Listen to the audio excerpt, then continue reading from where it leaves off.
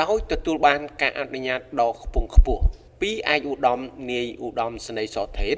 អគ្គស្នងការនគរបាលជាតិនៅព្រឹកថ្ងៃទី11ខែកុម្ភៈឆ្នាំ2026នេះឯកឧត្តមសេនីយ៍ឯកអ៊ីសុខីអគ្គស្នងការរងនគរបាលជាតិបានអញ្ជើញដឹកនាំកិច្ចប្រជុំ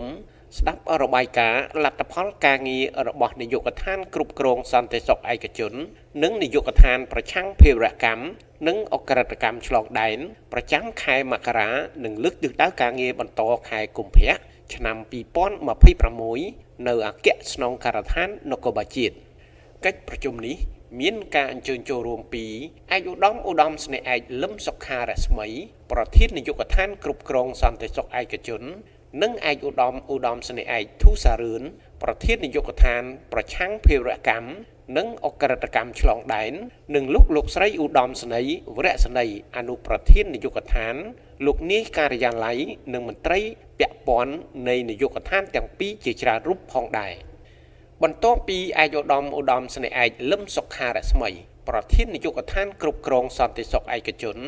និងឯកឧត្តមស្នេហ៍ឯកធូសារឿនប្រធាននាយកដ្ឋានប្រឆាំងភេរវកម្មនិងអក្រិតកម្មឆ្លងដែនឡើងរាយការណ៍អំពីវឌ្ឍនភាពការអនុវត្តការងារប្រចាំខែបញ្ហាប្រឈមសំណូមពរនិងលទ្ធផលការអនុវត្តគោលការណ៍ចំណារបស់ឯកឧត្តមនាយឧត្តមស្នេហ៍អគ្គស្នងការនគរបាលជាតិរួចមក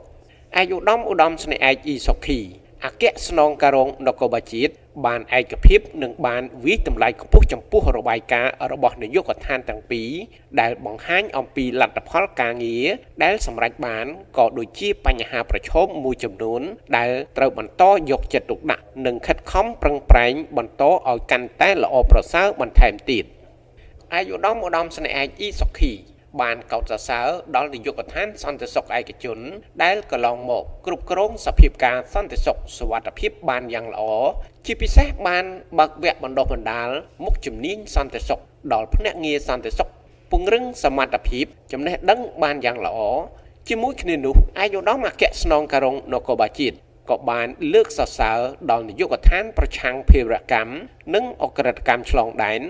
ដែលកន្លងមករក្សាសាមគ្គីភាពផ្ទៃក្នុងបានល្អពិសេសបំពេញភារកិច្ចបានយ៉ាងល្អបើទោះបីជា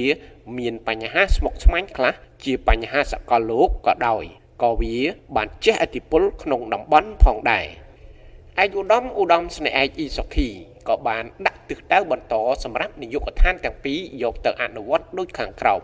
បង្កើនការយកចិត្តទុកដាក់អនុវត្តគោលការណ៍ចំណារបស់ឯកឧត្តម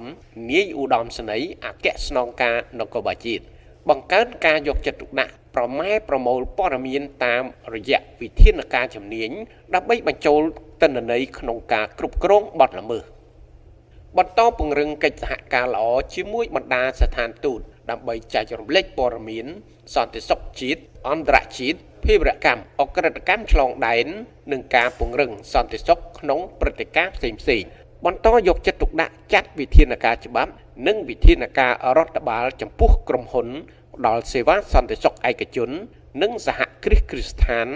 ដែលប្រព្រឹត្តខុសទៅនឹងលក្ខខណ្ឌដែលបានកំណត់ដោយប្រកាសសេចក្តីណែនាំរបស់ក្រសួងមហាផ្ទៃនិងអគ្គស្នងការដ្ឋាននគរបាលជាតិបន្តពង្រឹងបទបញ្ជាផ្ទៃក្នុងគោរពវិន័យការប្រើប្រាស់ឯកសណ្ឋានការប្រើប្រាស់អាវុធរបស់មន្ត្រីក្រមអាវ៉ាន់តាមសេចក្តីណែនាំរបស់ក្រសួងមហាផ្ទៃនិងអគ្គស្នងការដ្ឋាននគរបាលជាតិ